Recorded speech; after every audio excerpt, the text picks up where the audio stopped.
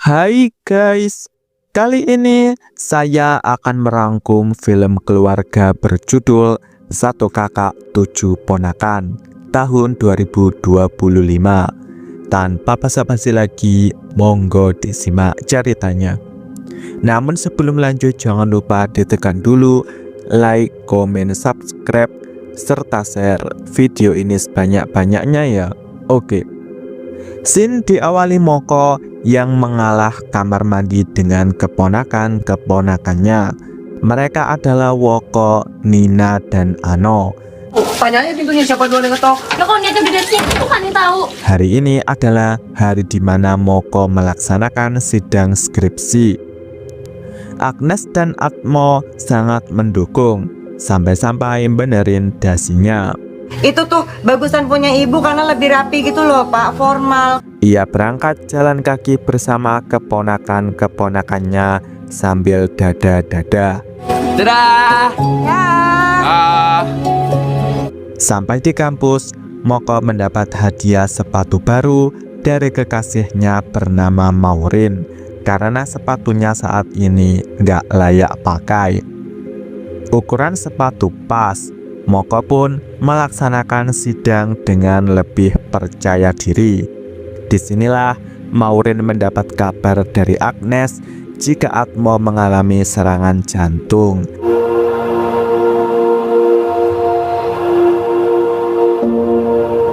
Buru-burulah Moko ke rumah sakit dengan kondisi keponakan-keponakannya yang turut bersedih karena Atmo telah tumbang. Kesedihan ini membuat ketuban Agnes pecah sehingga ia harus lahiran saat ini juga. Sayang, setelahnya Agnes malah nyusulin Atmo. Film pun dimulai. Mulai saat ini peran Moko bertambah, yaitu mengurus keponakan barunya bernama Ima. Gara-gara musibah ini juga rencana Moko dan Maureen untuk melanjutkan S2 di UK bareng pun batal. Maureen memutuskan berangkat seorang diri. Moko lanjut menghadiri interview kerja, sekalian mengantar Ima berobat karena bayi ini mengalami demam tinggi. Akibatnya Moko pun terlambat kerja dan ia harus diberhentikan di hari pertamanya. Saya janji gak akan ngulangin ini. Sorry, gue harus ganti lo. Kalau lo deliverynya telat kayak gini, gue yang kena nanti. Puncaknya, sampai-sampai ia mutusin Maureen karena memikirkan masa depan mereka sudah berbanding terbalik dan sudah tidak bisa sejalan. Kamu tuh gak pernah cerita sama aku loh. Ya aku aja cerita gak bisa, Rin. Gak bisa, Rin. Kamu gak ngerti keadaan aku di sini gimana, Rin? Hari-hari, Moko pun hanya difokuskan mengurus keponakan-keponakannya. Ngambil rapot pun, Moko masih mengajak Ima. Hari-hari berlalu, datanglah Pak Nanang yang merupakan guru les Moko waktu kecil. Beliau menambah beban dengan menitipkan anaknya bernama Ais. Pokoknya Ais janji akan jadi anak baik. Nggak ada pilihan lain, Moko menerimanya. Moko dan Woko sebagai keponakan tertua masak bareng, sementara keponakan lainnya main piano bersama Ais. Keesokan harinya, giliran Woko yang menjaga Ima karena Moko ada interview kerja. Berangkat sama keponakan-keponakannya dengan mempertahankan tradisi dada-dada. Dadah Kakak Woko. Diceritakan, Maureen sudah kembali ke Indonesia dan sudah bekerja.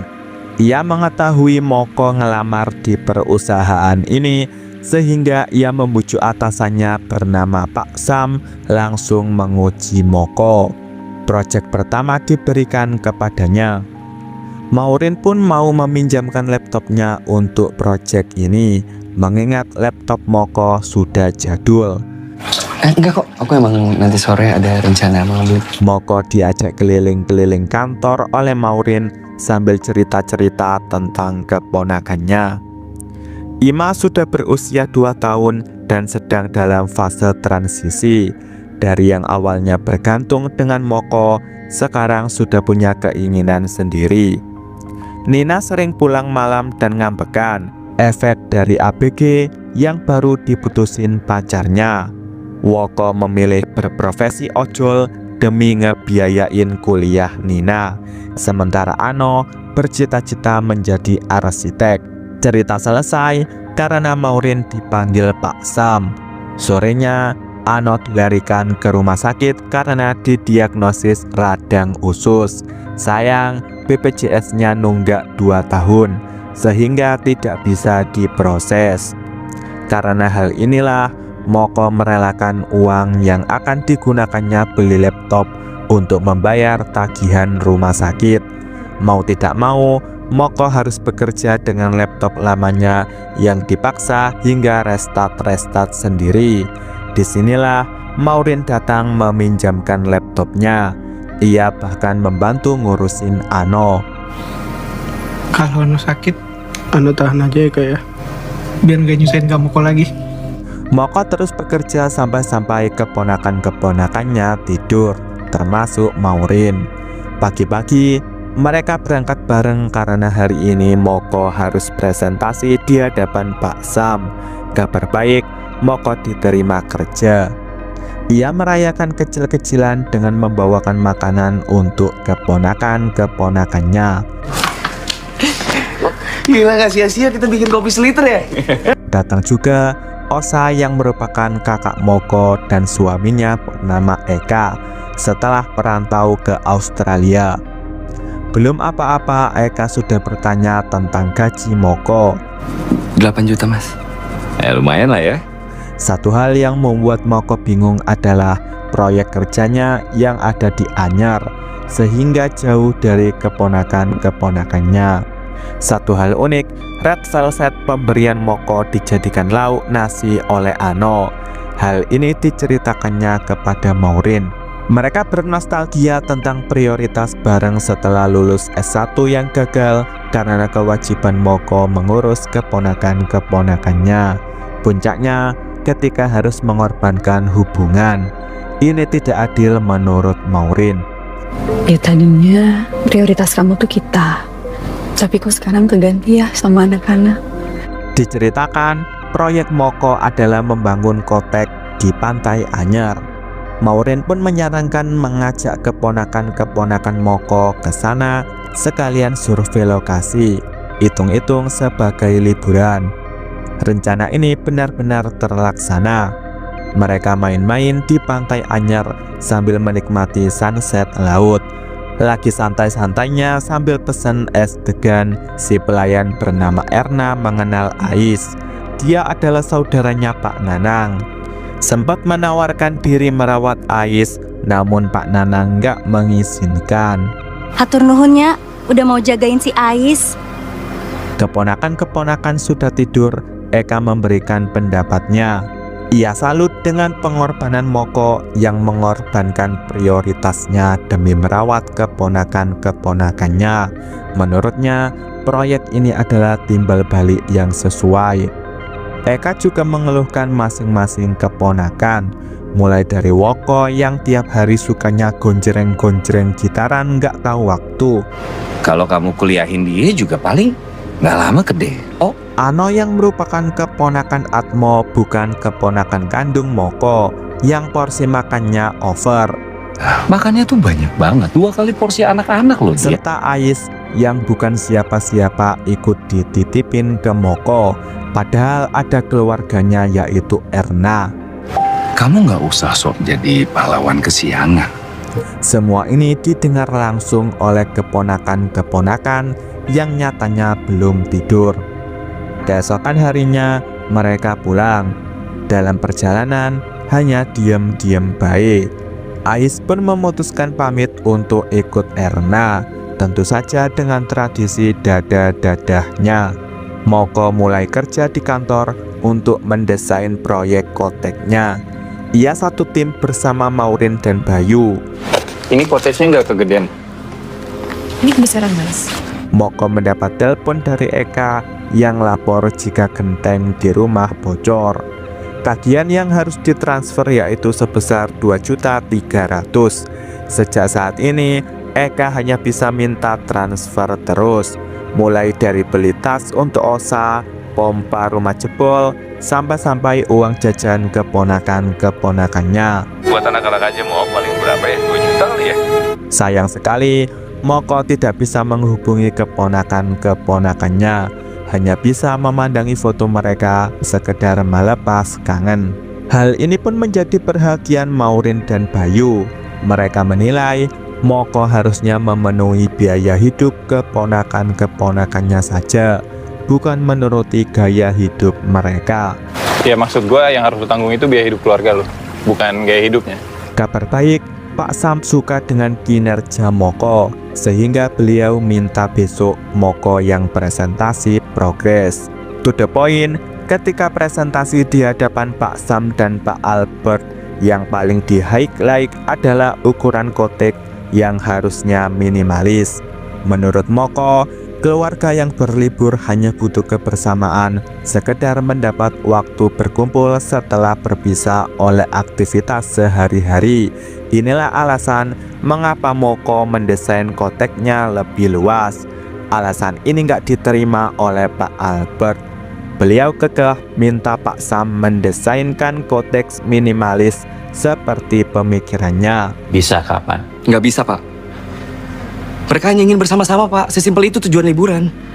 Moko yang menolak pun harus terusir. Tidak ada yang sependapat dengan Moko, bahkan itu Pak Sam dan juga Bayu.